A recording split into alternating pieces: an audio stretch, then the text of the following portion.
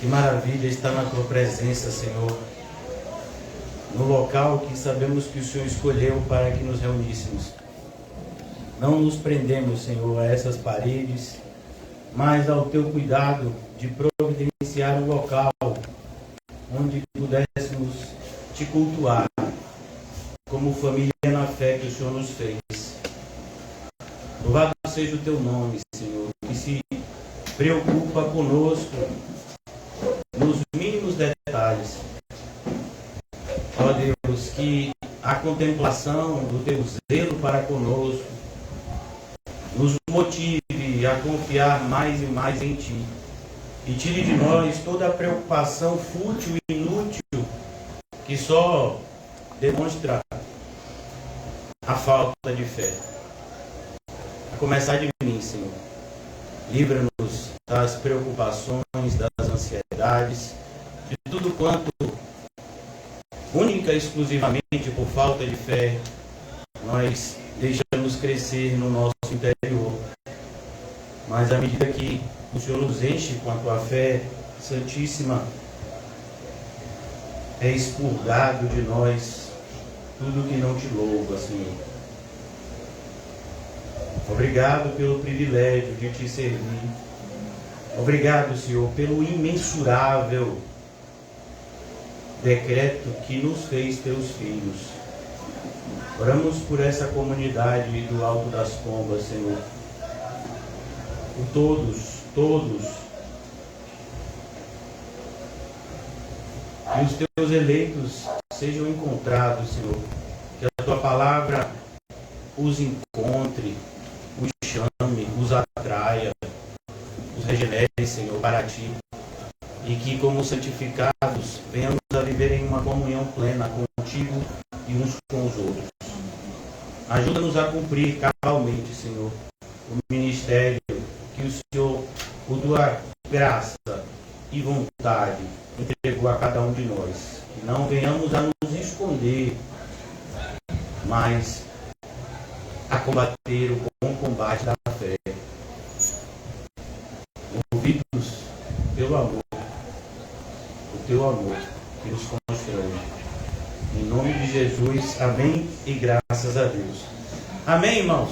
Hoje nós vamos falar sobre um assunto que todos vocês amam, porque vocês praticam muito bem, que é o perdão, né?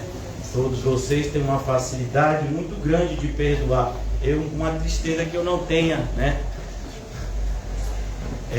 Eu preciso orar o tempo todo e pedir ao Senhor sempre que mantenha o meu coração limpo. Mas eu vou falar com vocês sobre o perdão nessa noite. E vamos entender o perdão do ponto de vista que Jesus nos ensina aqui. Essa parte que nós estamos meditando, ela é uma continuação da oração. Que Jesus nos ensina a orar, que comumente chamamos de Pai Nosso. Então, a oração não acabou. Por mais que a gente tenha essa tendência, né, de olhar para o versículo 13 e achar que acabou. Mateus 6:13 foi onde nós paramos ontem, né, e vamos retomar já hoje. Então, em Mateus 6,13, somos tentados a pensar de que aqui está acabando a oração. Não está. O amém é uma forma hebraica de dizer que assim seja, de confirmar tudo o que foi dito, ou às vezes de dar uma ênfase àquilo que ainda vai ser dito. Por isso que às vezes vemos o Senhor Jesus dizer em verdade, ali Ele está falando amém, amém. Então, é uma confirmação, ou então, quando você quer dar uma ênfase maior, então você usa essa expressão, que é uma expressão que vem do hebraísmo, que dá a ideia justamente de confirmação. Então, aqui no versículo 13, ele diz, olha, porque Teu é o reino, o poder e a glória para sempre. Amém.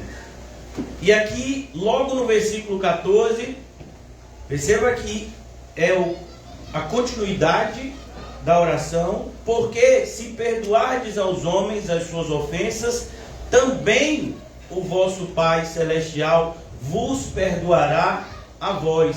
Se, porém, não perdoardes aos homens as suas ofensas, também vosso Pai vos não perdoará as vossas ofensas.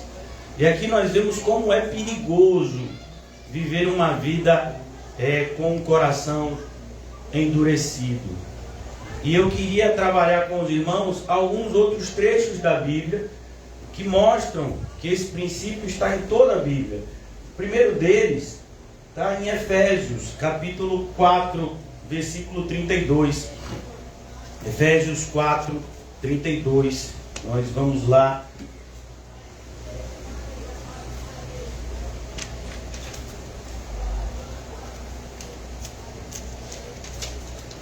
Efésios 4. Todos vocês conhecem a carta aos Efésios.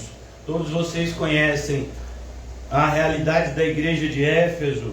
Inclusive uma carta que foi escrita para essa igreja, que está lá no livro de Apocalipse.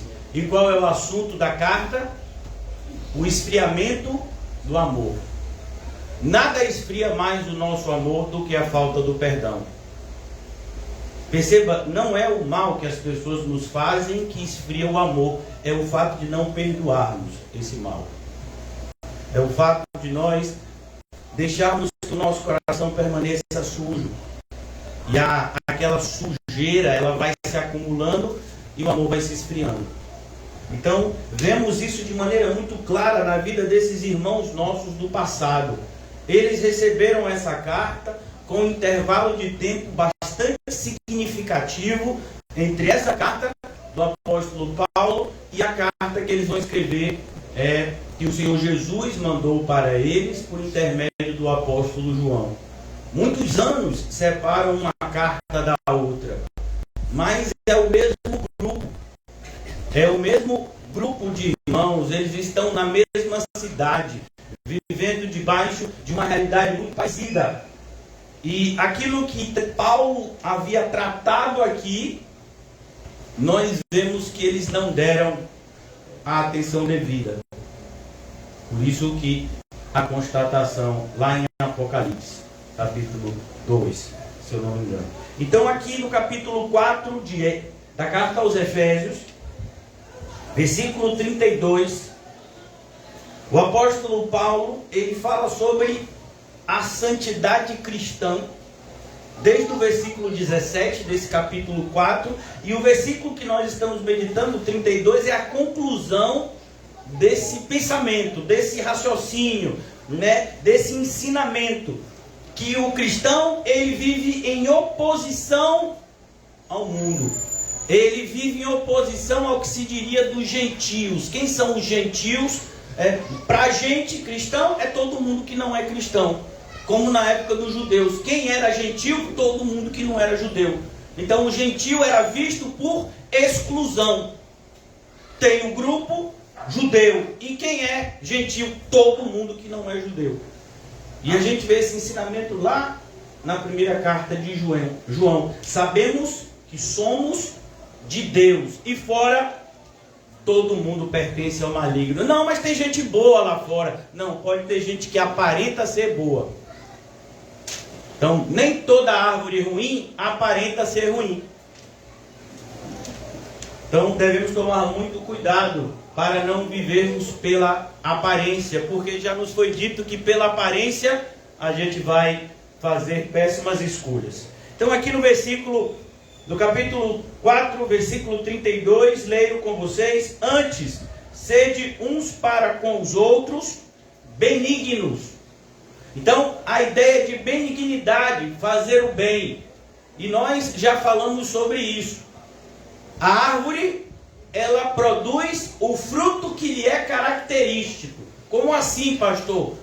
O que é que a laranjeira produz? Alguém pode me dizer? Será que é laranja? Se eu dissesse, a laranjeira produz, letra A, limão. Letra B, jaca. Letra C, goiaba. Letra D, laranja. Qual é a resposta? Laranja. E a jaqueira? Figo? Não, jaca.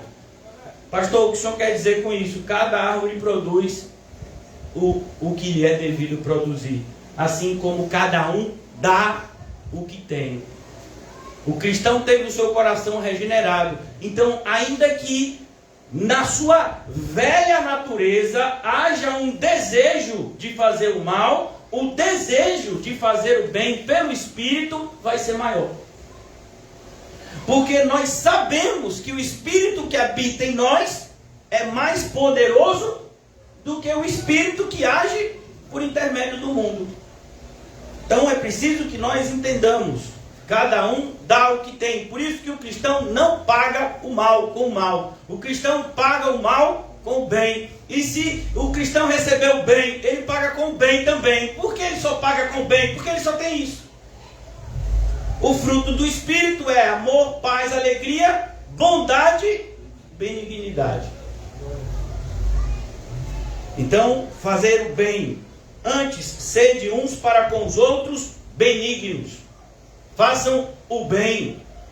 Desejem para as pessoas tudo quanto você, como cristão, desejaria para você mesmo. É por isso que a gente deseja para uma pessoa, por exemplo, que ela seja exortada, porque sabemos que a exortação traz um grande benefício e é uma segurança imensurável para a nossa alma. Sede benignos uns para com os outros. E aqui ele diz, misericordiosos. E a benignidade e a misericórdia, elas estão entrelaçadas. Se você faz o bem, significa que você se coloca no lugar do outro, você tem compaixão do outro.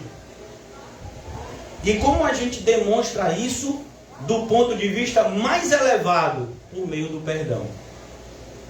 Por isso que não há o que se dizer de benignidade e misericórdia para uma pessoa que está com o coração sujo ou endurecido, como você queira. Perdoando-vos. E perceba, você só precisa perdoar quando tem ofensa. Vamos imaginar que a irmã Heleninha gosta muito de chocolate. Essa é só uma conjectura.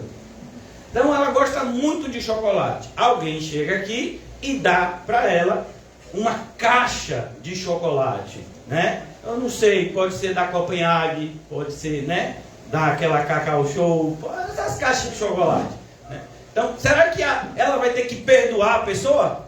Talvez, né? Pois ela é uma situação arriscada de glutonaria, né? Então, não. O perdão é quando a gente ofende alguém. Então, o perdão pressupõe ofensa. Pastor, mas isso é lógico. Não é tão lógico assim, porque é justamente quando nós somos ofendidos que a gente tem dificuldade de perdoar. Mas vem cá, a gente só pode perdoar nesse caso. É como, por exemplo, quem tem carro, quem tem automóvel, sabe que todo automóvel, quando você compra na concessionária, ele vem com 5 pneus. Você diz, não, pastor, o meu só veio com 4, então você não olhou no bagageiro. Porque tem um pneu chamado estepe.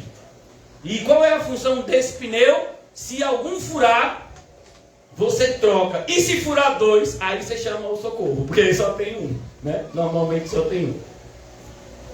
Então, você quer usar o step? Não, você não quer. Mas ter o step lá é segurança.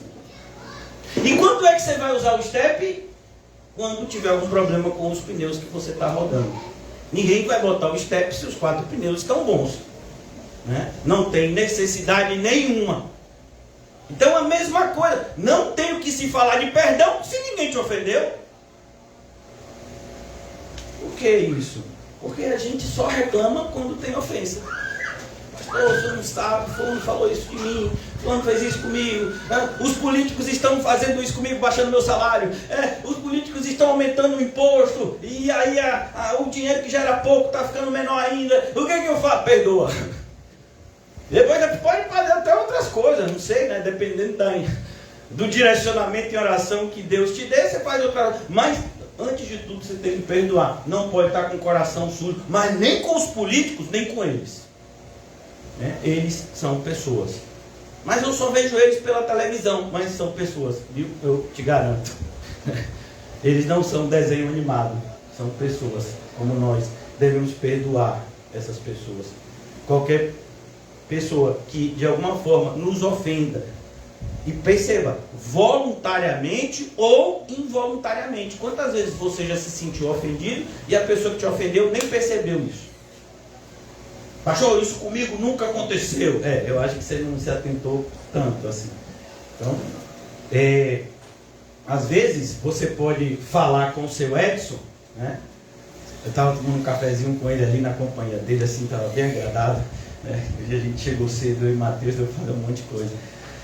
E você pode estender a mão para seu Edson e ele pode não apertar. Talvez você pense que ele está chateado com você. Não, é que ele não enxerga muito bem de um lado. Todos nós que congregamos aqui sabemos, né? Então, ele não deixou. Ele pode até fazer isso, né? Sabendo como é que é ele. Você pode até falar para ele, mas pode ser sem querer. Ele pode não ter visto a sua mão, né? E qualquer um de nós. Às vezes a pessoa pode ter falado com a gente não escutou, né? E por isso não respondeu. E a gente, o fulano não me respondeu, você viu? Eu mandei um zap, a pessoa tem 2 semanas que não me responde. Você sabia que o celular da pessoa foi furtado e que ele não conseguiu ainda restaurar o número? Não sabia. Pois é, e você está achando que a pessoa está te ignorando. Não, ela nem sabia que você tinha mandado essa mensagem. Então, às vezes a gente se sente ofendido por coisas que não aconteceram, né? E o que a gente faz? Perdoa a si mesmo. Então, se você supor que alguém está agindo mal com você, você só supõe isso. Você nem deveria supor, né? Porque a Bíblia diz que na malícia nós deveríamos ser como meninos. Nem deveríamos supor. Mas supondo que a gente suponha, a gente já perdoa. A pessoa deixou de me responder, perdoa, né? Então você pode até exortar o irmão, manda mensagem, era séria, né? Mas falar isso com o coração limpo é diferente de quando você fala com o coração sujo. Se você não sente a diferença, é porque o seu coração nunca foi limpo, né? Não é porque ele nunca foi sujo, é porque sujo ele sempre, a gente tem certeza que ele já foi, né? Limpo, nem sempre a gente tem a mesma certeza, infelizmente. Então, aqui no versículo 32 de Efésios 4, perdoando-vos uns aos outros. E aqui, irmãos, é uma motivação monumental para aquele que está com dificuldade de perdoar. Então, como tem até um sermão de Spurgeon, que ele escreve, né? Um sermão que ele pregou e ele escreveu, o perdão facilitado. Ó, é interessante, né? Então, é como se o Senhor estivesse facilitando para a gente essa prática tão difícil que é o perdão.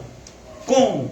Assim, perdoando-vos uns aos outros, como também Deus vos perdoou em Cristo. Aí ficou fácil. Não, pastor, continua difícil. Não, ficou mais fácil. Por quê? Porque você tem noção de quanto você deve a Cristo, de quanto você deve a Deus. E a passagem que nos explica melhor é justamente a parábola do credor incompassivo, que Jesus ensina sobre o dever de perdoar sempre. Então, um homem tinha uma dívida que ele jamais conseguiria pagar. E aí, o rei perdoa ele. Aí chega uma pessoa que devia muito menos, mas muito menos mesmo para ele. E ele não teve a mesma atitude. Pelo contrário, ele mandou prender aquela pessoa.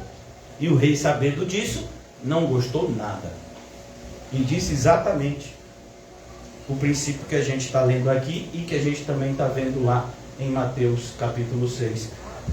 Mas vem cá, eu perdoei você uma dívida que você jamais teria condição de pagar. Eu perdoei, eu nem disse, não, você não me paga hoje, daqui a 5 anos você me paga. Já seria maravilhoso, você teria 5 anos.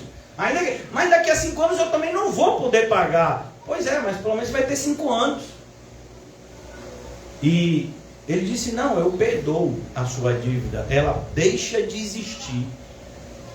E a pessoa não teve a mínima sensibilidade com aquele que lhe devia muito, muito, muito, muito menos.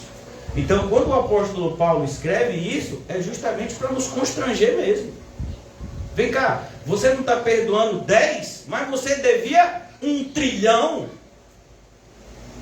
E ainda é pouco, viu? É uma comparação que ainda está empobrecida, porque a gente deve muito mais.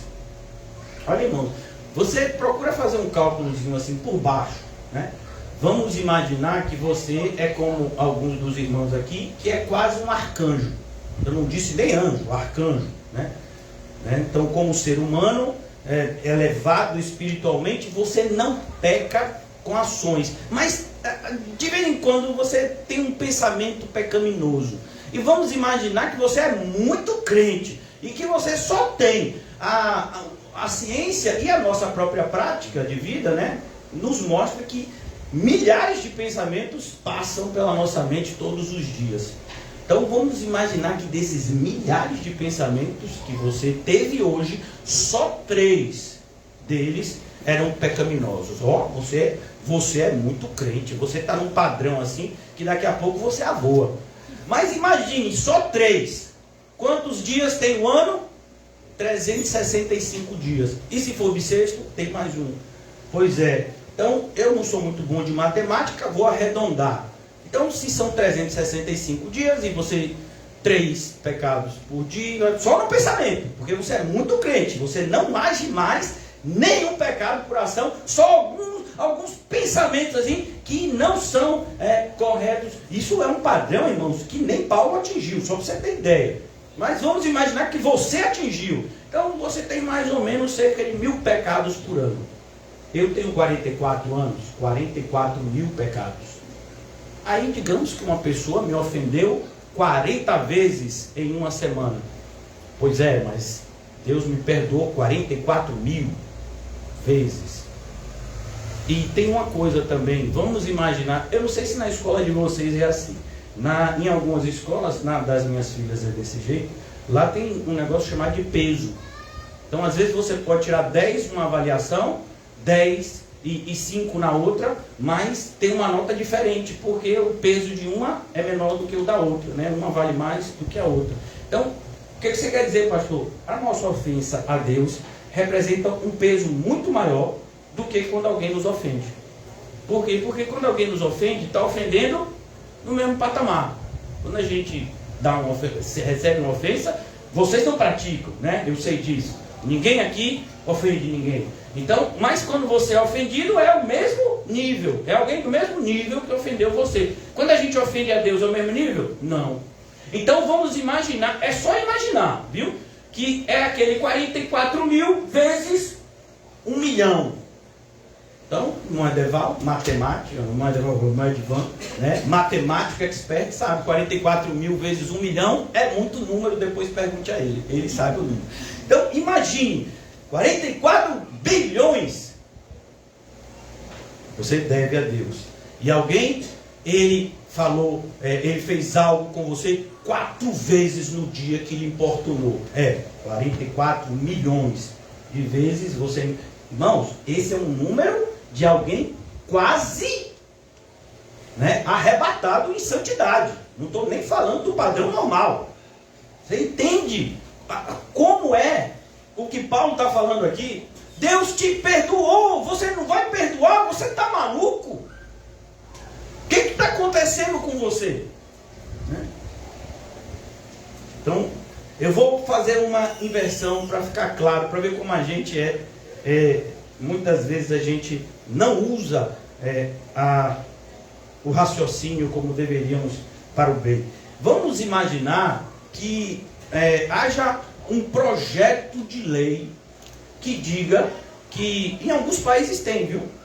Então, que diga que a partir do mês que vem, o governo federal, para todos aqueles que vivem até um salário mínimo, o governo federal vai dar para vocês 10 mil reais, né? Todo mês, durante um ano, mas você vai ter que abrir mão do seu benefício do Bolsa Família. Quanto é o Bolsa Família? 400 reais? Não é mais ou menos isso? Hã? 600. Então, para você ter direito a esses 10 mil reais, você teria que abrir mão desses 600. É difícil, né, irmão? A escolha? Eu não sei. Eu não sei se eu vou ficar com 600 ou se eu vou abrir assim no papel, abro mão e fico com 10 mil. É difícil, né? Você acha que muita gente teria dificuldade nessa escolha? Não é nada ilegal não, viu? Eu estou dizendo uma situação legal. Porque seria o mesmo ente federativo que iria pagar, né, esse benefício, mas para ter direito a um, você teria que abrir mão do outro. E aí, você faria isso? Mas, pastor, é claro. Há um aumento, pastor. Eu não sou muito inteligente, mas eu vou ganhar R$ 9.400 a mais. Porque se eu recebia todo mês 600, eu vou receber 10 mil, a diferença entre um e outro é R$ 9.400. Eu não sou bom em matemática, mas isso eu sei, né? Então, ó, tá vendo? Agora imagine isso nesse padrão aqui. O nosso benefício é infinitamente superior.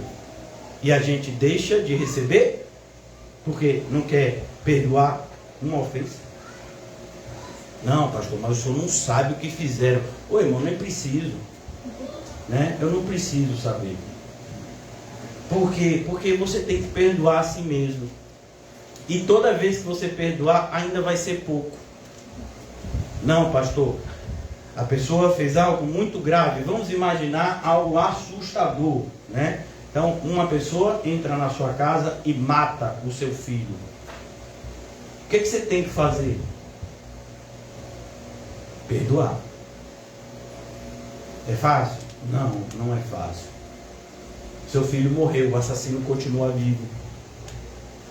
E você, além de perdoar, você precisa amar esse assassino. E você jamais conseguirá amá-lo se você não perdoá-lo. E agora você já entendeu a conexão entre essa afirmação do apóstolo Paulo aqui e a falta do primeiro amor na igreja de Éfeso. A igreja de Éfeso foi uma das igrejas mais perseguidas de todas. Justamente por conta do tamanho da cidade de Éfeso, da importância que ela representava, tanto economicamente quanto politicamente para o império. E o fato de ter muitos cristãos naquela cidade não era algo interessante para os poderosos. E os cristãos foram muito perseguidos naquela cidade. E como se não bastasse, a prisão em que os cristãos eram enviados ficava na frente de Éfeso. A prisão de Patmos, ela tinha o seu acesso a partir de Éfeso.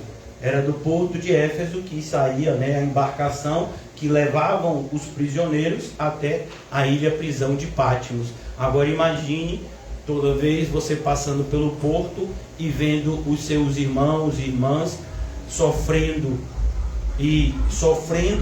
começando a sofrer, porque iriam para um lugar que provavelmente não voltariam mais, porque mais ou menos o prazo de vida de um prisioneiro em Éfeso era menos do que 6 meses, em Patmos, e a maneira como os prisioneiros eram tratados em Patmos fez com que aquela prisão recebesse o título de o inferno na terra.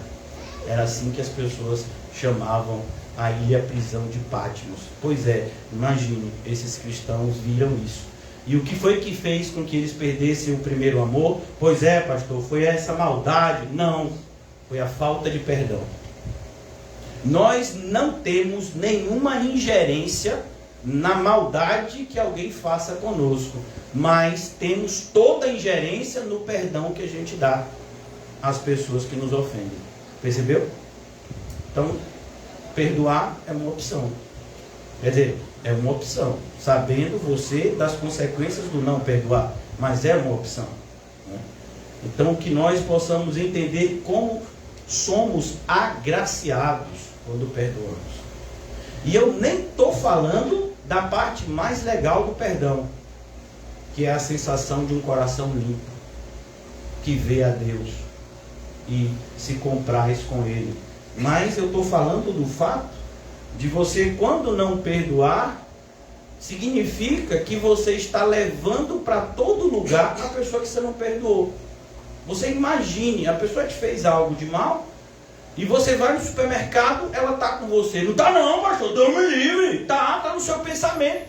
Você está lá. E não, aquela pessoa fez isso comigo, eu nunca mais vou dar oportunidade para fazer aquilo comigo. Aí você vai dormir, a pessoa está com você. Está não, mas me respeite, eu vou levar aquela pessoa aqui comigo para dormir. Não, está no seu pensamento.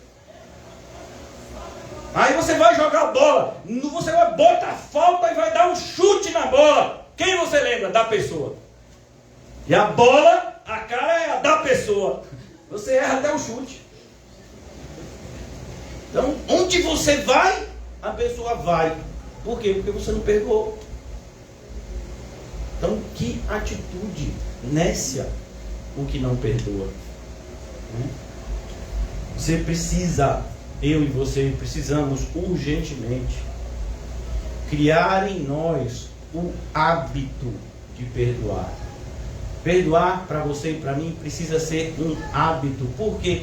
Porque as pessoas vão continuar nos ofendendo. E deixa eu lhe dizer, vai continuar doendo.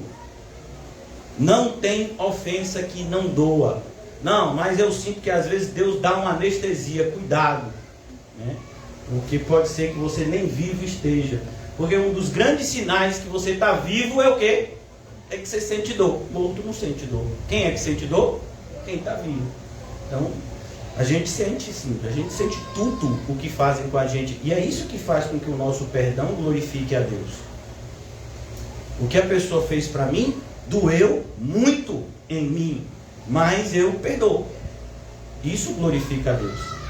Deus não é glorificado nas coisas que não nos custam nada. Pelo contrário, na Bíblia aprendemos que Deus é glorificado quando nós apresentamos para Ele como oferta algo que para nós é muito custoso. Quando Abraão foi chamado a provar que Deus estava em primeiro lugar na vida dele, como foi que aconteceu? Pega o filho que você ama, Isaac, e traz aqui. Né, o senhor vai batizar Isaac? Não, você vai matar ele, para provar que você me ama. Eu estou em primeiro lugar na sua vida, Abraão. Não tem questionamento de Abraão. Abraão prepara e leva o filho e leva todos os elementos necessários para o sacrifício. Em momento nenhum Abraão cogitou a hipótese de Deus estar sendo ruim com ele. Não. Abraão sabia tanto que Deus era bom, que nós, pela Bíblia, podemos ter acesso aos pensamentos de Abraão. Como assim, pastor? Lá no livro, na carta aos Hebreus, se eu não me engano, nós temos acesso ao que Abraão estava pensando enquanto ia com Isaac apresentá-lo como sacrifício a Deus. Não, se ele fez com que a minha esposa, que era estéril e que já não tinha mais nem as regras normais de uma mulher para produzir um bebê, engravidasse, então, se meu filho morrer, ele é o mesmo Deus que pode trazê-lo de volta à vida. Essa era a fé de Abraão. Em momento nenhum ele achou que Isaac morreria. Por quê? Porque ele sabia que tinha uma promessa, e Deus não mente. Havia uma promessa, a promessa seria contada a partir de Isaac. Isaac não podia morrer. Isaac teria que gerar outros descendentes, e outros descendentes, e outros descendentes, até que se cumprisse como se cumpriu. Então é por isso que é importante, irmãos, nós entendermos que o ato de perdoar está intimamente ligado com o fato de nós reconhecermos que a vontade de Deus é sempre boa, perfeita e agradável. Uma pessoa satisfeita com Jesus vai ter menos dificuldade para perdoar do que uma pessoa insatisfeita com a sua própria vida. Então, vamos agora até a carta que eu falei para vocês. A carta que está no livro de Apocalipse, e que fala um pouco do resultado de não perdoar. Vimos como eles foram avisados da importância do perdão. Mas aconteceu aquilo que já estava sendo dito, né? Que eles deveriam ter esse cuidado, agir com benignidade uns para com os outros, serem misericordiosos uns para com os outros, perdoando assim como Deus em Cristo nos perdoou. Mas olha o que essa carta, essa igreja agora vai ter que ouvir da parte do Senhor. Sabemos que o autor da Bíblia é um só, é Deus. Por isso que dizemos que a Bíblia é a palavra de Deus. Independente das mãos que foram usadas para redigirem, foi Deus que deixou essa palavra, a sua palavra para nós, para a nossa santificação e edificação, para que sejamos perfeitos e aperfeiçoados para toda boa obra. No capítulo 2 de Apocalipse, versículo 1, diz, né, essa frase, nós já lemos, já tivemos inúmeros estudos nos quase 12 anos, ou mais de 12 anos de igreja, e já falamos várias vezes nessa carta. Escreve ao anjo da igreja que está em Éfeso. Isto diz aquele que tem na sua destra as 7 estrelas, que anda no meio dos 7 castiçais de ouro. Mais uma vez, né? Sempre lembrando, o que isso nos mostra? O controle de Deus sobre todas as circunstâncias. Alguém fez o mal para você? Fez. Deus estava vendo. E se Deus estava vendo e não fez nada, é porque isso é bom para você. Todas as coisas cooperam para o bem daqueles que são filhos de Deus. Vamos imaginar o momento em que os irmãos de José tramaram para matá-lo. Vocês sabem que eles não pensaram primeiro em vendê-lo. Não, o primeiro pensamento foi matá-lo. Depois é que eles foram, né, levados a imaginar que se eles vendessem José, seria melhor. Porque se eles matassem, o único prazer que eles teriam era a morte de José. E a morte de José deu prazer para eles como deu. Muitas pessoas estão esperando a sua morte espiritual com intensa alegria, né? Não, ele está quase desistindo, está na beira, é agora que ele vai retroceder, vamos ficar só esperando. Tem gente que está assim, né? Não vamos dar esse prazer para essas pessoas. Pelo contrário, quem se alegrará com a nossa perseverança é o Senhor. Então José ia ser morto. Não, sempre foi a vontade de Deus colocar José naquele lugar que ele colocou. Assim como sempre foi a vontade de Deus que o apóstolo Paulo chegasse até Roma. E como foi que Paulo chegou até Roma? Como um prisioneiro. Por incrível que pareça, né, por mais difícil que seja para você e para mim, o fato de Paulo ter chegado como prisioneiro em Roma na sua primeira prisão foi algo que fez com que a sua viagem até Roma fosse a mais segura possível. Por quê? Porque se não fosse aqueles guardas romanos que tinham a responsabilidade de preservar a segurança do prisioneiro romano para que ele tivesse o seu direito protegido, que direito de ter a sua causa julgada pelo imperador. Isso era uma condição que só o cidadão romano tinha, e Paulo era um cidadão romano. Então, eles tinham que proteger o apóstolo Paulo. E se o apóstolo Paulo tivesse sem estar preso, ia ser muito mais difícil. Para Deus não é impossível, com certeza. Deus protegeria, mas aprove a Deus fazer dessa forma humanamente mais tranquila, né? Mais tranquilo com o prisioneiro, pois foi mais tranquilo mesmo. Ele tinha uma guarda para ele, né? Que possibilitou ele se apresentar ao imperador e ser solto na sua primeira prisão. Então, aqui no capítulo 2, né, de Apocalipse, vemos que um dos grandes motivos do nosso coração estar sujo é porque não é que a gente está chateado com alguém que fez algo de ruim contra a gente. Não, no final a gente está chateado com Deus mesmo. Porque todos nós sabemos que Deus poderia impedir o mal que nos foi feito. E não impediu. Então, quando a gente, às vezes, descarrega essa tristeza ou até essa chateação naquele que nos fez a ofensa, na verdade, indiretamente, a gente está fazendo isso com Deus, porque a gente sabe que isso só aconteceu debaixo da soberania dele. É o que aconteceu com a igreja de Éfeso. Eu sei as tuas obras. Obra é legal? Muito legal. Sem obras, a fé é morta. Se você diz que tem fé e não tem obras, não sou eu não, viu? É Tiago que diz que você é um grande mentiroso. É parente de Pinóquio. Pinóquio é um exemplo de mentira, né? Cuidado para o seu nariz não crescer. Eu sei as tuas obras e o teu trabalho. E aqui é uma igreja que daqui a pouco vai ser reprovada pela falta de amor. Então, mas a igreja de Éfeso, a gente precisa de um pouco mais para chegar no patamar dela, tá bom? Mesma lição que a gente teve com Jonas. Jonas, o profeta fujão. Pois nem na categoria de profeta fujão você pode ser colocado, porque nem profeta você é. Para ser um profeta fujão, você teria que ser profeta ainda, mas você não é. Para ser um servo de Deus, fujão, você teria que ser um servo de Deus, mas você não serve a Deus, você serve aos seus próprios interesses. Então, nem como Jonas dá para encaixar você. Entende? A mesma coisa a igreja de Éfeso. A igreja de Éfeso está fazendo algo que desagrada a Deus, mas a gente não está nem nesse patamar ainda.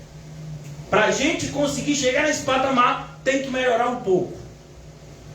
Vou dar outra coisa, falar outra coisa assustadora que a Bíblia revela. Você diz que tem fé?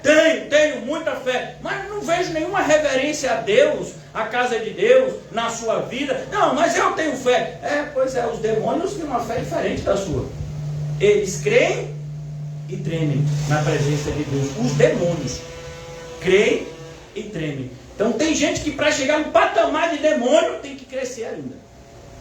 Ainda tem que ter reverência na presença de Deus. Porque nem isso está tendo. Não, aqui também. A gente tem essa tendência, né? É uma tendência natural do ser humano. Nós somos muito duros com os outros e com a gente, com a gente é molinho. Então, se a gente não veio para a igreja, a gente tem toda a razão de não ter vindo. Não tem? Tem. Mas se alguém não veio, alguém não tem. Então, temos que tomar muito cuidado, porque a gente tem que ser exigente. Tem que ser exigente com a gente, para depois a gente também ser tão exigente com o próximo. Por quê? Porque o caminho, ele é apertado mesmo. Então, pressupõe exigência. Ou você acha que alguém anda pelo caminho apertado, arregalado e, sabe, com os braços abertos? É assim que você vê o caminho apertado? Alguém andando com aquele conforto, como se estivesse passeando num shopping, assim, uma tranquilidade? Não, apertado, perigoso é a vida do cristão. Mas para que eu possa, de fato, falar algo para alguém nesse sentido, eu preciso também dar o exemplo. Né? Eu preciso viver de uma forma que isso seja visível na minha vida, que eu entendo que é perigoso o mundo que a gente vive. Nós estamos rodeados de perigos que são muito mais perigosos, perdoe até a redundância, do que a gente imagina. Por quê? Porque a gente nem enxerga a maioria deles. Se a gente enxergasse, aí até a gente poderia se proteger mais, mas muitos dos perigos que passamos, num primeiro momento, para nós são imperceptíveis. Então aqui eu sei das tuas obras, o teu trabalho, a tua paciência. A igreja é paciência, viu? Olha, rapaz. E que não pode sofrer os maus. Uma igreja que dizia, não tem esse negócio de ímpio bom, não. É crente que é filho de Deus. E o ímpio? O ímpio é filho do diabo.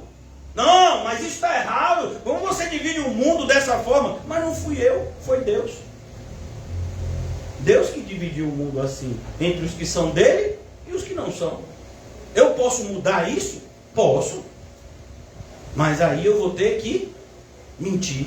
Mentir para mim, mentir para os outros, né? Vou ter que mentir. Mas a realidade é essa.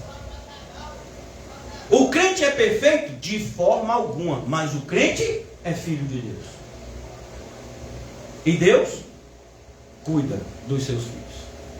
Trata com eles. Principalmente no que diz respeito à disciplina. Olha, irmãos, você sabe que uma pessoa é um bom pai quando não é outra pessoa que disciplina o seu filho, é ele mesmo.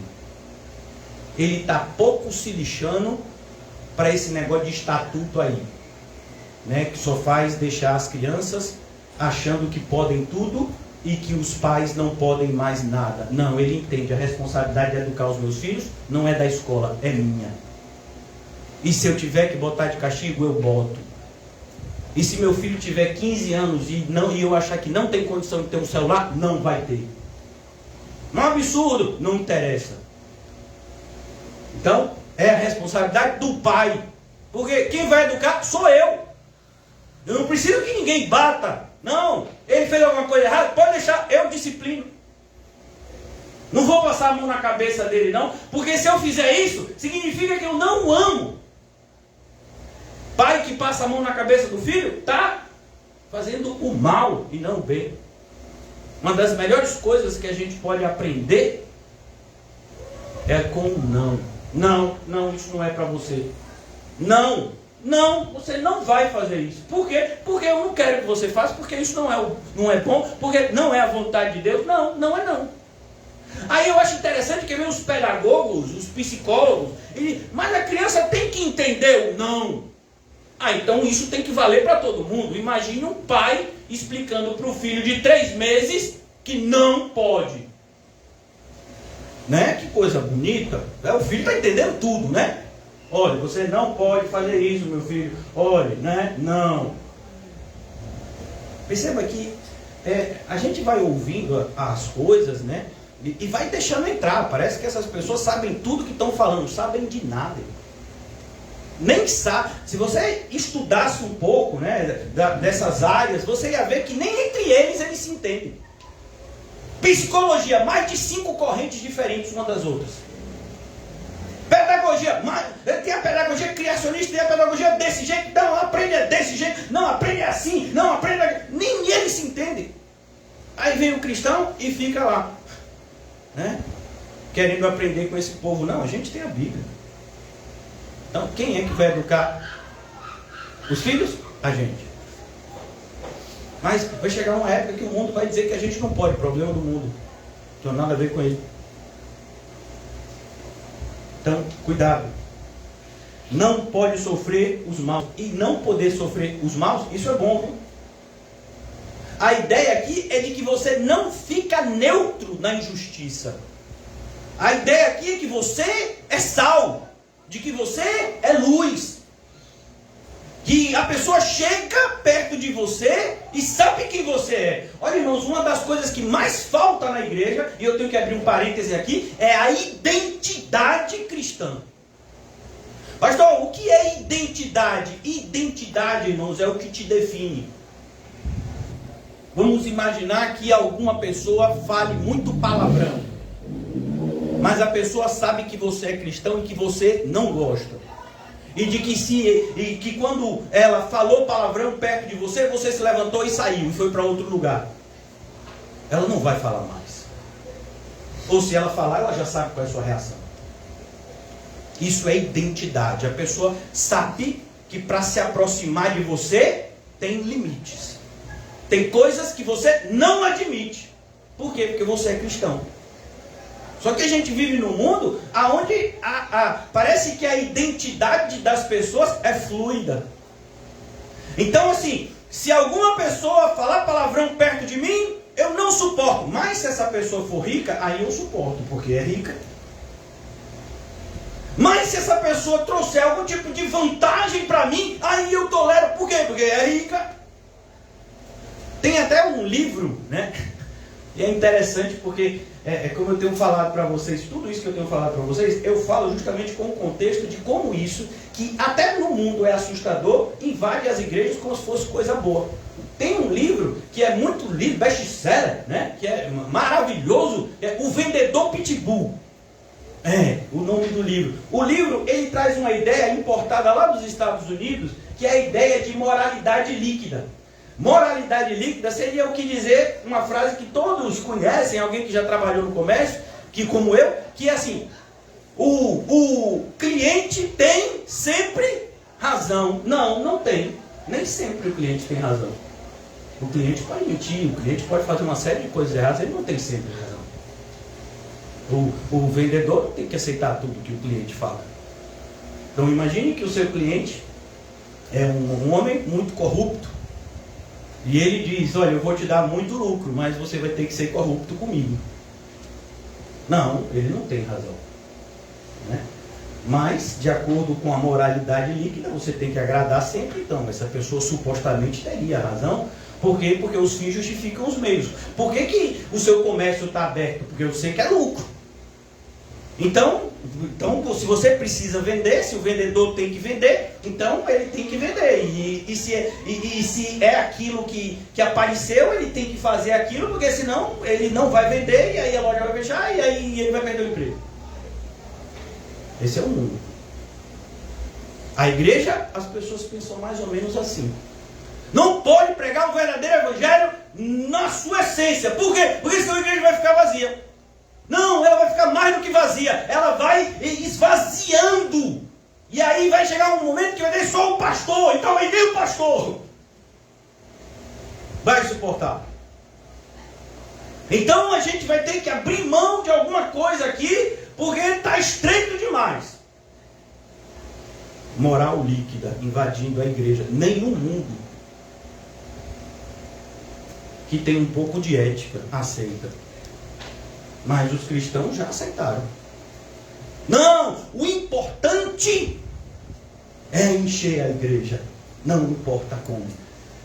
O importante é conseguir novos membros, mãos levantadas, piscadas de olho. Como assim piscada de olho? Quem aceita Jesus pisca o olho. Por quê? Porque mão levantada dá muito trabalho. Tem que levantar o braço. Não, pisca só o olho. Já aceitou Jesus. Então, irmãos, uma igreja assim, que suporta, né, a impiedade como se fosse algo banal, pode ter certeza que Deus não suporta. Então aqui essa é a ideia que o Senhor está elogiando. Não pode sofrer os maus. Não interprete de forma errada. Aqui é uma parte dos elogios. Não, você não tem sido neutra. Você tem deixado claro qual é a sua identidade. Ainda mais no mundo onde tem tanto falso evangelho. As pessoas podem chegar para você, por exemplo, e dizer: e aí, meu irmão, no sábado, não sei se foi sábado, eu creio que foi sábado, no sábado você estava lá na marcha para Jesus? Claro que não. Mas como claro que não? Você é evangélico? É, mas a marcha para Jesus não é. Você deixou isso claro?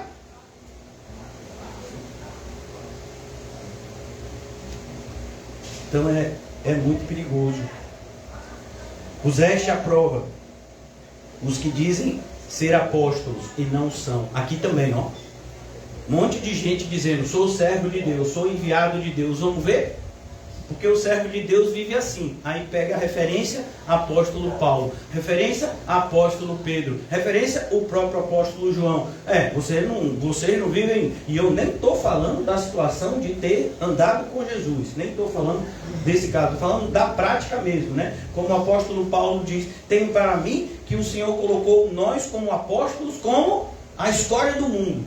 Pela vida que eles viviam. Né? E aí hoje não. Hoje aqueles que de alguma forma buscam algum tipo, né, de liderança religiosa é sempre com o propósito, infelizmente, de trazer vantagem para si. E tu os achastes mentirosos. Pois é, para a gente achar alguém mentiroso, a gente tem que conhecer a verdade. Dá um exemplo do caixa. Um caixa que não sabe a diferença de uma nota falsa para verdadeira, ele vai receber nota falsa e vai passar. Mas para a gente conhecer a nota falsa, a gente tem que conhecer a nota falsa? Não, a gente tem que conhecer a verdadeira. Por quê? Porque falsificação tem muitos tipos de falsificação. Então a gente não precisa conhecer os tipos de falsificação. Não, a gente conhece a nota verdadeira. E toda nota que não for igual à verdadeira é falsa. Então, tinha uma época que, para a gente saber que a nota era verdadeira, ela tinha uma espécie de filmezinho que ficava no meio da nota assim. Aí começaram a falsificar aquilo. Depois botaram marca d'água, aí também falsificaram. Até o papel é diferente, começaram a falsificar o papel também. Aí agora parece que tem uma canetinha, né? E você passa a caneta, se for falsa fica de uma cor, se não for falsa fica de outra. Pois é, né? Então, conhece a verdadeira. A verdadeira. Você só pode discernir a mentira se você conhecer a verdade. Percebeu porque a neutralidade é sempre o caminho mais fácil? Porque conhecer a verdade dá muito trabalho. Você tem que estudar, você tem que orar, você tem que perseverar. E então dá muito trabalho. É melhor eu aceitar tudo, que aí não dá trabalho. Você aceita tudo. Basta que alguma coisa te agrade e tenha aparência de cristianismo, você já está aceitando. Não tem trabalho nenhum. Ainda vai te agradar, porque qual é o elemento? Alguma coisa que te agrade e tenha aparência de cristianismo. A probabilidade de você rejeitar a verdade é enorme, porque no primeiro momento a verdade nem agrada, ela dói. Então aqui ele diz: puseste à prova os que se dizem apóstolos e não são, e os achaste mentirosos. Sofrestes e tens paciência, de novo, e trabalhastes pelo meu nome. Isso tudo aqui é elogio, viu? Ó, isso tudo aqui é elogio. Então, para a gente chegar aqui nesse padrão de dizer perdeu o primeiro amor, ainda tem que ter feito tudo isso aqui. E ter perseverado fazendo isso. Tenho, porém, contra ti. Perdão, trabalhastes pelo meu nome e não te cansaste. Ó. Versículo 3. Versículo 4.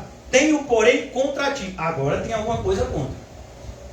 Elogiou, agora tem uma coisa contra. Deixaste o teu primeiro amor. E a palavra amor aqui é o amor que só Cristo falou desse amor. É o amor ágape. É a palavrinha ágape. Sabemos que existem 3 palavras no grego que falam de amor, né? 2 são extremamente comuns na Bíblia, que é a palavra filéu e a palavra ágape, né? A palavra eros nem tanto, mas a palavra filéu e a palavra ágape. E aqui é a palavra ágape. Por isso que em algumas traduções tem até a palavra caridade, muitas vezes para diferenciar, né, o que seria o amor filéu de o amor sacrificial.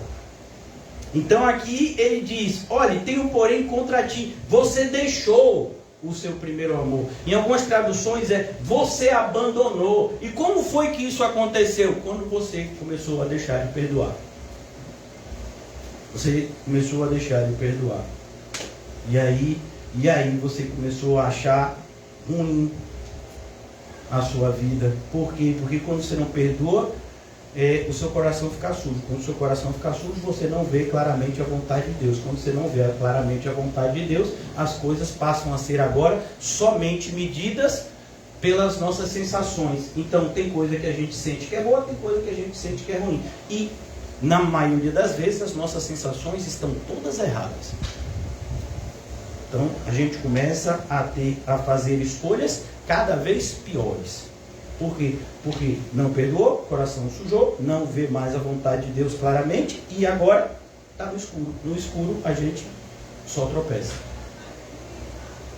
Então é por isso que diz: você abandonou o seu primeiro amor. Foi uma atitude sua de andar como alguém que diz: não, a partir de hoje você enxerga muito bem, mas a partir de hoje eu vou andar com os olhos vendados. Eu acho que eu quero estimular em mim algum lado ninja. Não, e aí você vai atravessar na rua de olhos vendados e é atropelado. E aí você vai andar de olhos vendados e cai no buraco. Mas vem cá, você não enxerga? Enxergo, mas eu quero andar de olhos vendados. Pastor, o que isso tem a ver com o fato de não perdoar? Assim como colocar a venda nos olhos é uma decisão, não perdoar também é uma decisão. Você tem que perdoar. Não quero. Então pronto, você decidiu não perdoar. aceite agora as consequências da sua decisão. Você enxerga, decidiu não enxergar, colocou uma venda nos olhos. Pois é, então aceite as consequências da sua decisão. Por quê? Porque toda decisão traz consequências. Toda ação tem uma reação. Então aqui ele diz, lembra-te, e aqui já é o remédio, porque Deus é muito bom. Deus é muito bom. Olha para os irmãos de Éfeso e diz, lembra-te, pois, de onde caíste. Lembra-te, onde foi? Você se lembra que isso tudo começou quando você, na sua mente, disse, não, eu de olhos fechados vou viver uma vida melhor do que de olhos abertos. Como assim? Você já viveu de olho fechado. Quando? Quando você não tinha Cristo. Você acha que aquela vida é melhor? Claro que não é. Não, eu acho que é. O mundo tem tanta miséria, eu não quero mais ter que ver essas misérias. Pois é, as misérias vão continuar existindo, você vendo ou não. O fato de você não ver só revela um egoísmo. Porque você não está fazendo em nada para ajudar quem está sofrendo. Você, no seu egoísmo, escolhe não ver. Pelo menos eu não vendo, eu não vou sentir mais dor de ver uma pessoa sofrendo e saber que eu poderia fazer alguma coisa e não faço. Pessoas estão indo para o inferno o tempo todo e eu não faço nada. Não, eu vou esquecer disso, eu nem vou me lembrar que isso existe. E aí você vai ver gente na igreja que diz, não, eu não posso impedir ninguém de ir para o inferno. Então, quem lança no inferno é Deus, quem leva para o céu é Deus. Então, eu pregando, eu não pregando, Deus vai continuar sendo Deus, salvando quem tem que salvar, mandando para o inferno quem tem que mandar. É, inclusive você que pensa assim. É para lá que você vai. Por quê? Porque Deus não te deu talento para você esconder. Porque Deus disse que você tem uma missão. Porque Deus disse que uma das nossos elementos de identificação é a luz e o sal. Como é que eu sei que eu sou um cristão? Você é luz e sal? Já é um referencial. Então aqui ele diz, lembra-te, pois, de onde caíste. Onde foi que você caiu? E olhe que para a pessoa admitir isso, o orgulho tem que ir embora. E é por isso que muitas pessoas continuam caídas. Ou caída, né? Porque não tem a disponibilidade de admitir que caiu. Não, eu vou admitir que caiu, aí depois todo mundo vai ficar dizendo coisa comigo. E você está preocupado com todo mundo? Eu estou falando da sua salvação, da sua condenação. Você está preocupado com os outros? O que os outros pensam de você? Não, se você estiver preocupado com os outros, é pensar na salvação dos outros. Mas para pensar na salvação dos outros, você tem que pensar na sua. Lembra-te, pois, de onde caíste e arrepende-te. E perceba, irmãos, a mesma forma que o arrependimento é apresentado por Jesus, pelos apóstolos, a gente vê aqui também. Você só pode se arrepender de algo que você conhece como errado. Se você não acha que aquela atitude é errada, como você vai se arrepender dela? Então, como você vai se arrepender de algo que você não vê como errado? O que isso tem a ver tudo? Como a pessoa vai se arrepender de não perdoar se acha que não perdoar nem é pecado? Sempre quando a gente pensa em pecado, a gente pensa em coisas que a gente faz e não em coisas que a gente deixa de fazer. Então, quando uma pessoa às vezes diz, não, eu sou cristão, por quê? Porque eu fazia um monte de coisa errada e agora eu não faço. Mas aí você faz o quê? Não, eu não faço nada, eu só deixei de fazer o errado. Sim, e o certo que você tinha que começar a fazer? E tem? Não sabia. Tem. As boas obras que de antemão foram preparadas para que vocês andassem nela. E o perdão é uma dessas. Se você não perdoar, é uma evidência que você não foi perdoado. E isso independe do tamanho, né, do pecado, ou da afronta, ou da injustiça que você supostamente sofreu. Por isso que é extremamente, né, impactante quando uma pessoa justifica a sua saída da igreja porque se sentiu ofendido por alguém. Pô, mas você é crente? Sou muito crente. E a pessoa me ofendeu, fez algo muito errado comigo. Foi. E você perdoou? Perdoei. Mentira, se perdoasse, estava lá. Você não perdoa e vai para longe. Né? Não, eu perdoei, mas não quero nunca mais perto de mim. Né? Eu perdoei, mas não tentarás o Senhor teu Deus. Ó, está na Bíblia. Então, cuidado. Cuidado. Não minta para você. Né? É uma mentira muito perigosa. Toda mentira é perigosa, mas aquela que a gente mente para a gente mesmo é muito mais danosa. Lembra-te, pois, de onde caíste. Então lembra da quantidade de perdão que você ainda não deu. Você não perdoou. Você sabia que você pode estar aqui hoje e você pode estar carregando uma mágoa há anos? Pastor, eu sou crente. Pois é. E aí? Quando é que você vai decidir limpar essa sujeira? É verdade. Olha, eu não sei se na casa de vocês é assim, mas lá onde eu moro, de favor, lá onde eu moro, tem uma lixeira. É a única lixeira, né? E o que acontece? Quando eu limpo a casa, quando eu consumo alguma coisa, eu não vou embaixo do prédio e jogo no lixo do prédio. Não, eu jogo naquela lixeira. Aí aquela lixeira vai acumulando lixo e aí tem uma hora que você fecha aquele lixo, aquele saco de lixo, e você então coloca no lugar onde o lixo vai ser recolhido, né, pelo caminhão de lixo e vai ser levado. Pois é, irmãos, você já imaginou que você pode estar com um lixo assim na sua casa há anos, sem você ter jogado fora?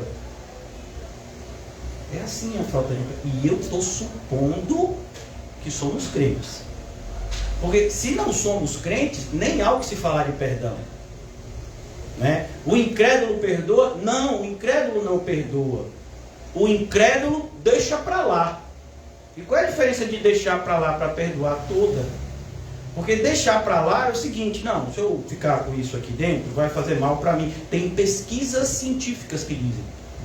Eu não estou nem aí para as pesquisas científicas. O que eu acho importante, e vejo como importante, e penso como importante, é que a falta de perdão é uma ofensa a Deus. Não é porque eu não perdoei e aquilo vai me ocasionar câncer. Então eu vou perdoar porque senão eu vou ter um câncer. Não. Eu perdoo porque Deus me perdoou. Não foi isso que a gente leu em Efésios 4? Então não tem nada a ver com melhorar a minha saúde. Para o ímpio tem. Para o ímpio, essas pesquisas são extremamente relevantes. Lhe deu perdão, deixe para lá esse mal que fizeram, né? Porque se você continuar pensando desse jeito, vai fazer mal para você. Não, o cristão não, o cristão é Cristo. Não, eu tenho que perdoar porque Cristo mandou que eu perdoasse. Ele me perdoou, então eu tenho que perdoar como demonstração de que eu creio que Ele me perdoou. E que o perdão dele é a coisa mais magnífica que alguém já fez por mim. Porque Ele não simplesmente me perdoou, Ele sofreu a minha punição para que eu fosse perdoado. Não é assim: não, você está devendo 10 mil, eu vou riscar aqui. Por que não é assim? Porque Deus é justo. Alguém tem que pagar a conta. Ele pagou. Por isso que quando o apóstolo Paulo diz em Efésios 4, 32, perdoando-vos uns aos outros, como também Deus nos perdoou em Cristo. Como foi que Deus nos perdoou em Cristo? Entregando o seu próprio Filho como propiciação pelos nossos pecados. De tal forma que o escrito de dívida que era contra nós, Ele pregou na cruz. Como foi a frase que Jesus disse? Está consumado, está pago. É assim que o perdão chega até você e a mim. Por meio do sacrifício de Cristo. O sangue daquele que não merecia sofrer. Não é só perdoa. Para a gente é assim. Você escolhe perdoar, você perdoa. Cristo não. Ele teve que levar os nossos pecados sobre si, para que fôssemos perdoados. Percebe? Como nós somos cada vez mais indesculpáveis quando não perdoamos à medida que estudamos a Bíblia. Daí a falta de interesse de se estudar a Bíblia por muitos. Porque cada vez mais que um cristão estuda a Bíblia, ele corre o risco de entender a seriedade da santificação, sem a qual ninguém verá o Senhor. Então aqui, continuando, lembra-te, pois, de onde caíste e arrepende-te. Mais uma vez, é preciso conhecimento do erro para que você se arrependa. E aí a gente percebe porque Jesus coloca, né, como uma conclusão da oração, que nós chamamos, né, como Pai Nosso, oração dominical. Ele coloca como conclusão dessa oração o fato de você perdoar. Por quê? Porque é isso. É como se ele estivesse dizendo, a oração é essa daqui. Essa é a forma da oração. Vamos ver se ela está fundamentada na rocha. É como, por exemplo, quando você se dirige ao Poder Judiciário, você faz isso por meio de o que se chama petição, né? E você tem o que dá início ao processo judiciário, que seria a petição inicial. E a petição inicial, ela tem uma forma de ser apresentada. O cabeceário tem que ter assim, tem que ter as qualificações aqui, tem que ter o pedido, tem que ter a fundamentação. É assim, tem que ter isso aqui. E, não, isso é só a forma. Mas você tem que colocar lá as informações corretas e principalmente tem que ter o fundamento correto. Não adianta fazer a forma correta se você está fazendo um pedido que não existe. Você está pedindo algo que é ilegal, algo que não faz parte do ordenamento. Não pode fazer isso.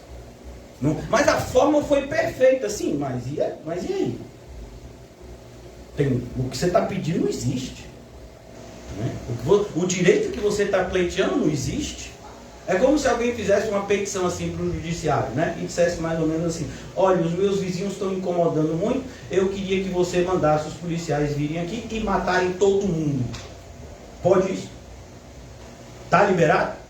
Não, a gente não tem nem pena de morte no Brasil, né? Pelo menos não tem no papel, né? Então você não pode fazer um pedido desse, não tem justificativa para isso. Então é perigoso quando uma pessoa ela apresenta essa forma correta, mas não tem fundamentação. No Sermão do Monte, Jesus vai dizer: aqueles que ouvem, mas não praticam. Externamente parece igual, mas aí vem a tempestade. A tempestade que alcança a todos, mas só uma casa vai ficar em pé. Aqui foi erigida na rocha, a que estava sobre a areia vai sucumbir. Então aqui ele diz: cuidado, já vou concluir. Lembra depois de onde caíste. Então você teve uma informação. E aqui a gente percebe, olha como encaixa certinho quando a gente olha para a história de Davi. Davi tinha noção do que ele fez? Não. E sim, ele sabia que ele tomou uma mulher que não era dele. Tanto ele sabia que quando ela noticiou a sua gravidez, ele tentou acobertar isso. Então ele sabia que o que ele tinha feito inicialmente era errado. E ele tentou ocultar isso. E quando não deu para esconder isso, então ele pensou: a única forma é matando o marido. Antes era adultério, agora ele já está pensando em assassinato. E ele ouviu tudo isso de Natan. E aquilo que ele imaginava, ele ouviu: Davi, você fez isso.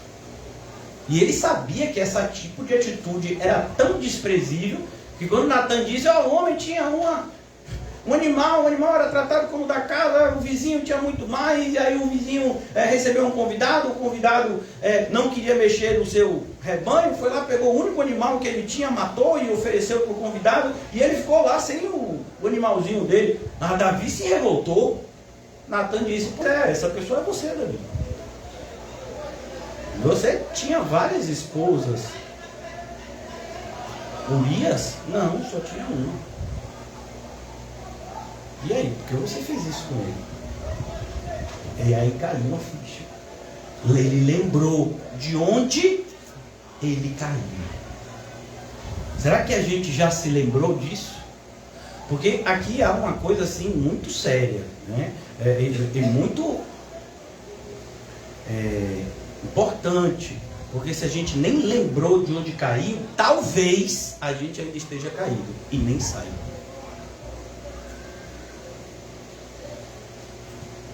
Sabe, irmãos, a percepção de que se você está deitado ou sentado, ela pode ser perdida. Vou dar um exemplo para você. Quando você está, por exemplo, no espaço, você não tem, né, a percepção que temos aqui, onde existe a gravidade. Então aqui a gente pisa no chão, a gente anda, a gente senta, a gente age com a gravidade, mas no espaço não tem gravidade. Você já viu os filmes que retratam o espaço? A pessoa está escovando o dente, e aí quando ele vai botar para fora a água que ele escovou o dente, como é que fica? Aquelas bolinhas flutuando. Então a percepção dele de sentado em pé não é igual a sua e a minha. Por quê? Porque a realidade dele agora é outra, é sem gravidade. Você imagina que isso pode estar acontecendo com você? Lembrar de onde você caiu, mas aí eu nem lembro, porque você ainda está caído. Arrepende-te. Perceba, não é? E aí? Avivamento! O amor está pouco, vamos botar muito amor aí nessa vida. Não. Falta de amor, tem que se arrepender. Não, falta de amor, aí você bem mais amor. Falta de feijão, mais feijão. Falta de arroz, mais arroz. Falta de carne, mais carne. Falta de amor, arrependimento. Percebeu como não é a mesma lógica do mundo? Por quê? Porque as coisas espirituais, elas se discernem espiritualmente. Mas é isso que você vê na igreja? Não, a igreja está fria, a igreja está morna. O que a gente faz? Chama um avivalista, chama alguém para pular, para mandar a gente gritar, para dizer que a vida vai ter sentido quando a gente fizer as coisas para Deus melhor. Não, é contrição. Tem nada de alegria. Primeiro você tem que chorar muito para depois pensar em se alegrar. Mas a gente não trata assim. A gente, na maioria das vezes, quer dar para o espírito um remédio carnal. Não funciona. Se realmente for para o espírito, não vai funcionar. Se funcionou, é porque é de carne para carne. Não, eu me sinto mais renovado depois daquele culto avivalista. Primeiro que nem tem culto avivalista. Esses dias eu vi um desses pastores que tem doutorado em teologia, dizendo que do ministério do avivalista. Eu falei, meu Deus, então jogou o doutorado em teologia no lixo. Avivalista?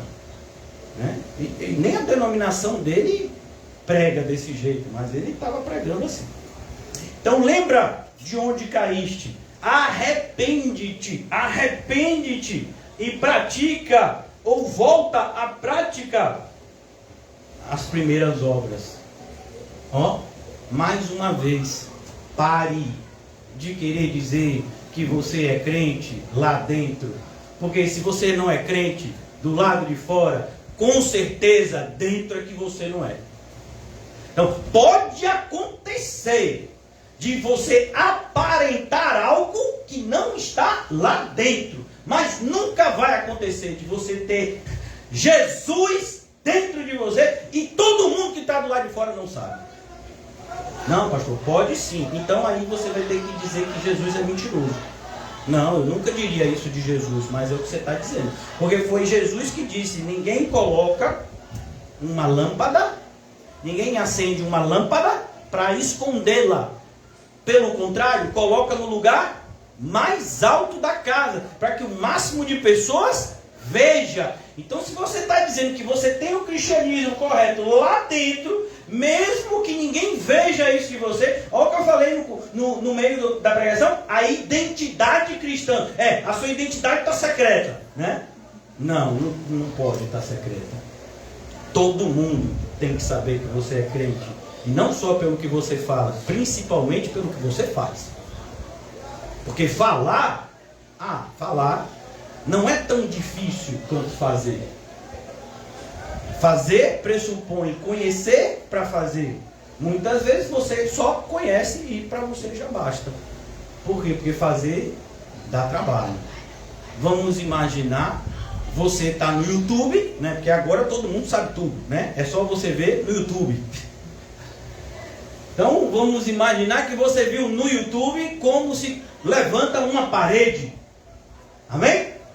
Tem um monte, né, de vídeos que diz como levanta uma parede. Não, você cava um buraco, tem que ter mais ou menos essa profundidade. E aí você pega o cimento, e aí você pega o tijolo e a areia. Enquanto você estava vendo lá, estava muito legal. Você estava vendo e estava até tomando um sorvetinho, comendo um sanduíche, tomando um cafezinho, né? Tava muito, você está vendo no YouTube. Quem está suando é a pessoa do vídeo. E aí, de repente, você vai para o lado de fora da casa. Aí você olha para o chão e diz, abriu um buraco naquela profundidade. Aí você dá umas 2 cavadas de buraco, nessas 2 o ombro já ficou meio assim, né? Mais para lá do que para cá, você diz, eu já vi que eu vou contratar uma pessoa, né? Eu até vi como faz, mas para fazer aqui, talvez eu passe uma semana e não consiga fazer o que aquela pessoa fez em 1 hora. Porque entre conhecer e fazer, conhecer é importante. Muito, porque sem conhecer você não consegue fazer ou viver. Mas se você ficar só no conhecer, irmãos, e é isso que Jesus vai falar no final do Sermão do Monte, aí você é uma fraude, aí você é um papagaio, você só repete. Perceba, papagaio não tem inteligência, papagaio tem instinto. Então ele consegue gravar palavras e repetir. Não são palavras, são sons. Ele grava sons e repete sons. Ele não tem a mínima ideia do que ele está dizendo. Tem, pastor? Tem não. Ele é papagaio. Ele só repete. Você pode até querer dar a ele essa credibilidade. Não, meu papagaio é diferente, né? O meu é inteligente. Você pode até chegar a essa conclusão. Mas a própria biologia vai te desacreditar, né? E a Bíblia também, porque o ser humano é que é como Deus, os animais não são. Então aqui a gente percebe, você tem que viver, e como eu disse a vocês, com certeza, uma das partes mais difíceis da vida de qualquer cristão é o hábito do perdão. Perceba, o hábito do perdão. Olha, irmãos, quando uma coisa se torna hábito para nós começamos a fazer aquilo como algo normal. Não é mais visto como algo extraordinário. Por exemplo, há uma pessoa que tem o hábito de escovar os dentes e uma pessoa que de repente não tem. A pessoa que tem o hábito de escovar os dentes, muitas vezes ela está indo para a cama. Eu estou dando um exemplo de minha filha, né? Ela está indo para a cama, muito sono, cochilou no sofá lá comigo. E aí eu disse, filha, vamos dormir? Eu vou, meu pai, peraí que eu vou escovar os dentes antes, porque isso tornou um hábito para ela. Então, ela sempre escova os dentes antes de dormir. Um hábito para ela. Ela já entendeu que aquilo é importante. Por isso que nós ouvimos essa expressão, hábitos saudáveis. São coisas que você incorpora na sua vida. Elas não são vistas mais como ações isoladas, mas como ações que você tem que tomar necessariamente todos os dias, algumas vezes, várias vezes por dia, porque aquilo faz bem. Hábitos saudáveis. Então é o hábito de perdoar. E por que você tem o hábito de perdoar? Por conta da sua identidade. Lembra-se? Quem tem o bem, dá o bem. Quem foi perdoado, perdoa. Você dá o que você tem. Mais uma vez, para a gente concluir, o fato de que você não perdoa é uma grande evidência de que você ainda não entendeu o perdão que chegou até você. E foi uma cristã do passado que disse isso. Ela narra isso em um livro que ela escreveu, de um ensino que ela aprendeu com um amigo do seu pai, ambos cristãos. Ela ainda era jovem quando ela ouviu, estava saindo da infância, entrando na adolescência, e ela ouviu esse ensino de um amigo bastante idoso do seu pai. Minha filha, você sabe que você foi perdoada por Jesus? Aí ela disse, como toda criança que é criada na igreja, sei, ele morreu pelos meus pecados. Pois há uma diferença muito grande entre você entender que ele morreu pelos pecados e você experimentar que ele perdoou os seus pecados. Sabe, você olha para tudo que você fez de errado e você entende que ele pagou com o seu próprio sangue. Difícil você pensar nisso e não chorar. Porque, como eu disse, às vezes a impressão que a gente tem é que o Senhor simplesmente passou um lápis. Não. Ele teve que enviar o seu filho para morrer pelos nossos pecados. Por isso que quando você não perdoa, o que você está dizendo o perdão de Cristo, na minha opinião, não foi algo assim tão grandioso como os cristãos ensinam. Eu acho que não foi tão assim, Não foi tão assim que eu me dou ao luxo de não perdoar quando eu não me sinto à vontade para fazer. Lembra-te, volta à prática das primeiras obras. Então, quando você perdoa, você está livre agora para continuar fazendo o bem. Irmãos, algum de vocês já pisou no vidro quando estava descalço e o vidro entrou no pé? Se você é um ser humano normal e um vidro entra no seu pé, você não consegue mais andar. Você não vai conseguir andar mais do mesmo jeito. Vai ser preciso tirar aquele vidro do pé, talvez até fazer um curativo, e aí vai cicatrizar, e aí o seu pé, você vai voltar a andar. Oh, que coisa boa. Quando a gente é ofendido é mais ou menos do mesmo jeito. A gente nunca pode supor, por mais cristão que a gente seja, que o perdão vai ser fácil. Não. O próprio dito de Spurgeon, num sermão dele, ele é facilitado quando a gente tem a compreensão do que Cristo fez por nós. Mas para nós sempre é difícil perdoar. Por quê? Porque a nossa carne sempre quer dar uma opinião sobre os assuntos espirituais.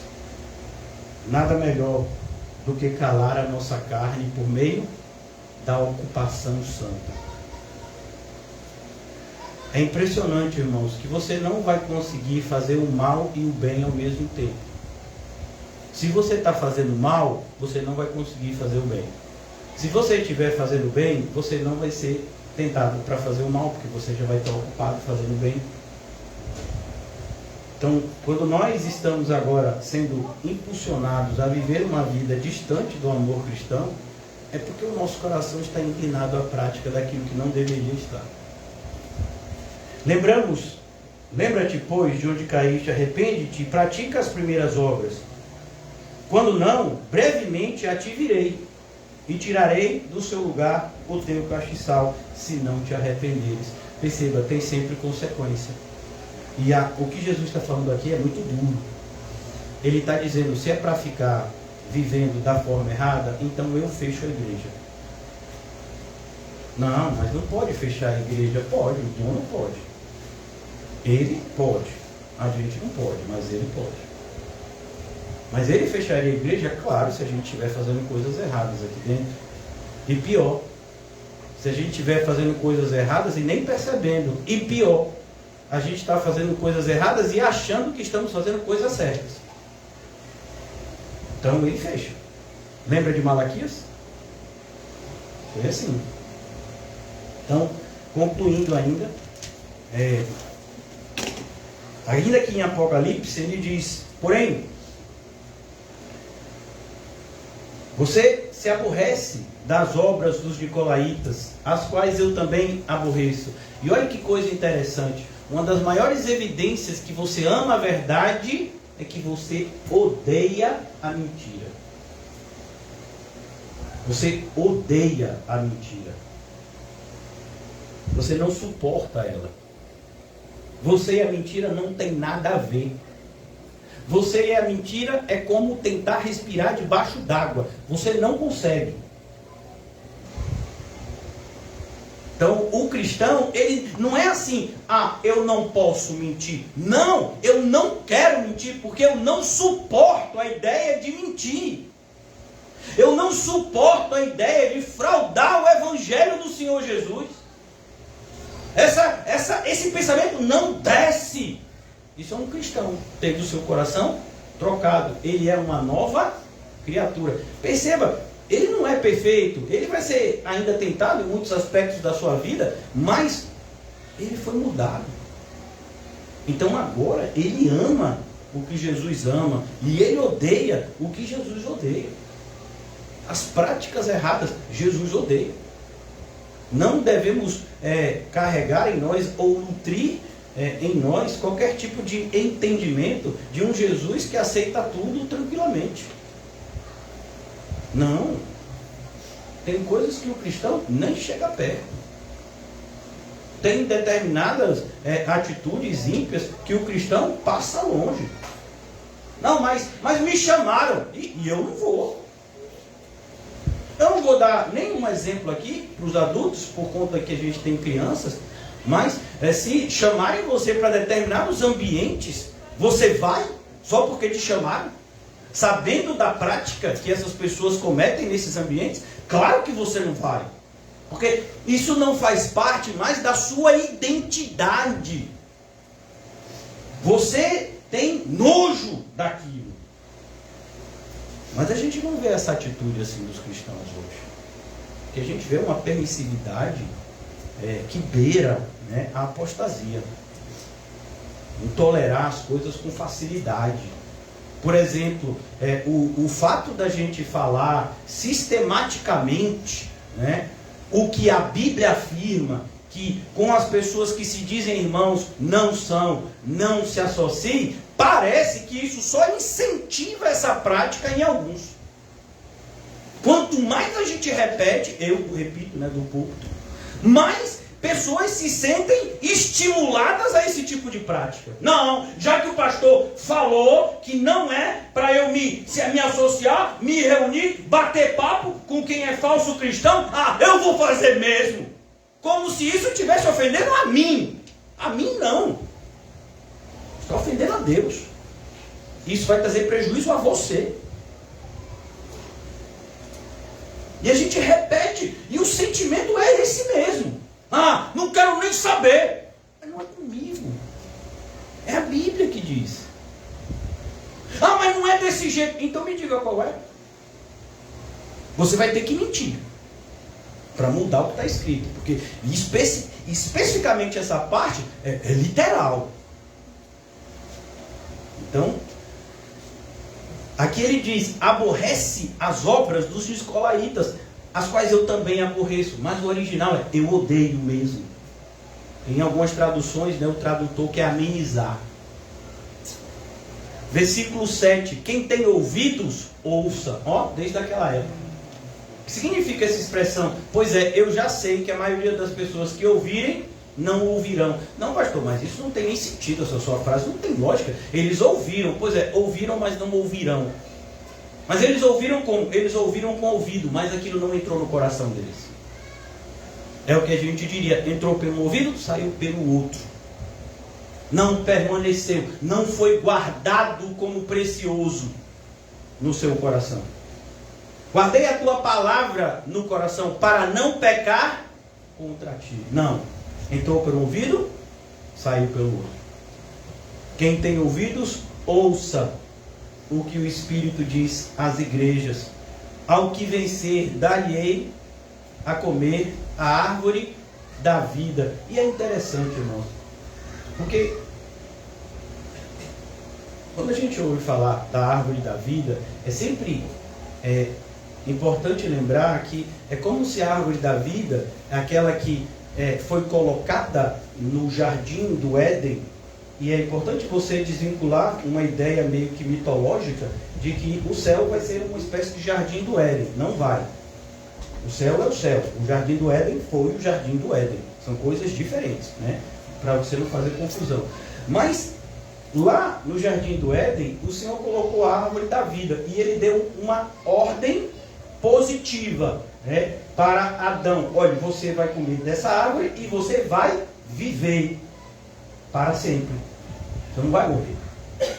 Mas ele também plantou outra árvore e disse para não comer. Então deu uma ordem negativa. Não faça. Uma árvore, coma. A outra, não coma. Qual é? A do conhecimento do bem e do mal. E qual foi a árvore que Adão e Eva comeram? A do conhecimento do bem e do mal. Para eles, aquela árvore era muito mais interessante do que a árvore da vida, que eles comiam todo dia. Não, é porque eu quero uma coisa diferente. Sabe, todo dia esse negócio. Sabe quando a gente... Não sei se vocês já ouviram de parentes próximos. Ah, eu quero comer fora. Né? Ah, então tá. Pega a mesa, bota na varanda, né? Então bota na rua, pega a mesa de casa, bota na rua, serve na rua, come lá fora, né? Mas a ideia, quando a pessoa fala, eu quero comer fora, eu já estou assim, entediado, eu já não aguento mais essa mesma comida. Ai, tem comida? Tem. E é ruim? Não, é até boa, mas é a mesma. Eu quero uma coisa diferente. Ah, então tá bom. Tem cocô, serve? Não, que nojo! Mas você disse que queria diferente. Cocô não é diferente de feijão e arroz? Percebe que quando a gente fala eu quero diferente, você está abrindo porta para tudo que vier. E é bem assim mesmo. Eu quero diferente. O bom, eu já estou entediado do bom. Então, traz qualquer coisa que seja diferente do bom para mim. Pode ser até fezes. Esse é o padrão. É assim que entra as heresias na igreja. Foi assim que Lutero disse de um contemporâneo dele que ficava querendo pregar bonito mentiras. Ele disse, pois é, você está trazendo fezes em uma bandeja de prata, mas são fezes. Esse era Lutero, né? Tinha esse negócio, é isso mesmo. Lutero, que deselegante. Você que tem doutorado em teologia, você poderia falar de maneira mais elegante, para quê? Não, é para ficar claro mesmo que o que ele está dizendo é fezes, né? E ele está falando bonito, mas é fezes. A gente é que fica, né? Deus, você viu alguma coisa bonita? Não vi. É impressionante também, eu não sei se vocês já perceberam como determinadas crianças e adolescentes são tendentes a achar bonito música em inglês. E por que você acha bonito música em inglês? Porque não sabe o que está sendo dito. Às vezes o que está sendo dito é assim, porta, porta, cadeira, né? E a pessoa, mas achou bonito, é uma música em inglês, ou o sonzinho parece legal. Você entende o que está sendo dito? Não, mas eu acho bonito. E a gente vai vendo esse tipo de atitude se repetindo dentro da igreja. Você sabe o que você está passando à frente? Você sabe se isso é bíblico? Você sabe se isso veio do alto? Você sabe se isso é de Deus mesmo? Não sei, mas eu achei bonitinho, achei que tinha que trazer para a igreja. Não, irmãos, o que a gente tem que comer é a árvore da vida, a árvore do conhecimento do bem e do mal. A gente não quer ela, não. A gente não quer cometer o erro que a gente sabe o que custou para toda a raça humana. Não, a gente quer a árvore da vida mesmo. E a gente nunca vai se entediar dela, pelo contrário. Cada vez que a gente experimenta de Cristo, ele se torna ainda mais desejável. Ele se torna ainda melhor. Pelo menos é assim no coração do cristão. O mais próximo de Cristo, mais bonito a gente o enxerga, mais poderoso, mais gracioso, mais misericordioso. que está no meio do paraíso de Deus. E eu concluo aqui, né? Falamos sobre a oração, falamos sobre o perdão, falamos principalmente sobre as consequências do não perdão. Por quê? Porque é assim que Jesus aborda esse ensino. Jesus aborda de tal forma que propositadamente. E por que a gente sabe que é propositadamente? Porque ele já falou isso. Porque sim, ele ensinava por parábolas. Porque não é para todo mundo entender. Só quem vai entender é quem ele quer que entenda, os seus discípulos. Então, quando ele fala desse jeito, os que não são discípulos vão chegar a uma conclusão errada. Que conclusão? Eu perdoei, então Deus é obrigado a me perdoar. Não, não é assim. O ensino não é nessa, não tem essa lógica. A lógica é outra. A lógica, eu fui perdoado por Cristo. E como é que eu sei que eu fui perdoado? É que eu tenho uma vontade incontrolável de perdoar, mesmo quando isso para mim parece muito difícil. É muito difícil perdoar. É muito difícil perdoar. E tem coisas que as pessoas fazem que faz com que o perdão seja muito difícil, muito mais difícil. Um exemplo, a recorrência no mal. Quando a pessoa que te fez o mal continua fazendo mal e não para de fazer o mal e continua e continua e continua e continua e continua. E há uma tendência às vezes da gente, né, achar que não é bom perdoar. Não, é bom sim perdoar. Porque você é crente, e aí você sabe que Cristo te perdoou.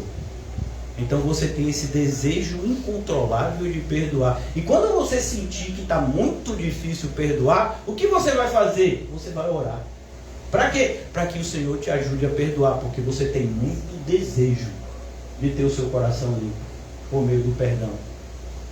Percebe que quando a gente aprendeu sobre oração, venha o teu reino, seja feito a tua vontade, sempre está em primeiro lugar Deus. Depois a gente diz, Senhor, o pão nosso de cada dia, dai-nos hoje.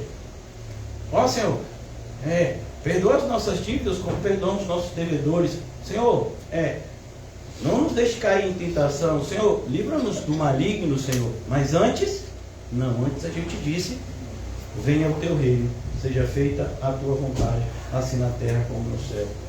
Porque a gente entende que ter Deus no seu devido lugar é o que vai fazer com que todas as outras coisas estejam nos lugares devidos na nossa vida. Vamos orar. Ajuda-nos, Senhor, a compreender espiritualmente as tuas verdades e pelo Espírito sermos impulsionados a vivê-la, a viver cada uma das tuas palavras, Senhor, a demonstrar por meio das nossas ações que as tuas palavras não são vazias, como muitos dizem, que os cristãos sumiram do mundo, que não existem mais cristãos bíblicos. Senhor, nos ajuda a viver de tal forma que seja visível que o teu povo ainda existe e que nós fazemos parte dele. Nós não falamos o que não desejamos viver, Senhor. O Senhor conhece o coração de cada um aqui nessa noite. Por isso nos ajuda a viver, Senhor, como te agrada. Pois é assim que nós temos convicção de que estaremos felizes. Impossível, Senhor, imaginar satisfação, felicidade e todas essas palavras no nosso idioma se o Senhor não estiver reinando nas nossas vidas. Por isso nos ajuda, Senhor. Nos ajuda a ser o que devemos ser, teus filhos, preservando essa identidade que nos assemelha ao Senhor. E não porque nós ambicionamos a isso, não, porque o Senhor disse que seria assim. Somos teus filhos porque o Senhor quis que nos tornássemos teus filhos. Nunca imaginaríamos tal dádiva. O só ser chamado de teu amigo para nós já seria maravilhoso. Mas foi o Senhor que nos disse que seríamos filhos e nos deu o privilégio, a honra de te chamar de Pai. Jamais percamos, Senhor, o senso de maravilha, de esplendor. E mesmo aqui na terra, mesmo numa terra tão corrupta como a nossa, nós temos uma identidade, somos filhos de Deus. Nos ajuda a viver dessa forma, Senhor. E que essa evidência do perdão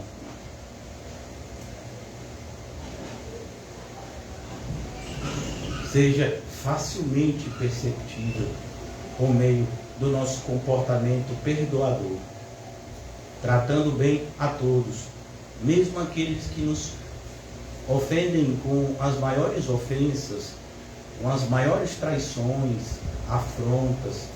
Ah, Senhor, nós perdoaremos pelo teu poder, que eficazmente opera em nós, porque entendemos o quão maravilhoso é viver debaixo da plena convicção de que os nossos pecados foram pagos. Cada um deles, quem somos nós para não perdoar? Ó Deus, nos ajuda.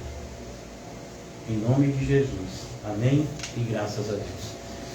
Que Deus os leve em paz com o coração repleto de gratidão, amor e perdão. Amém.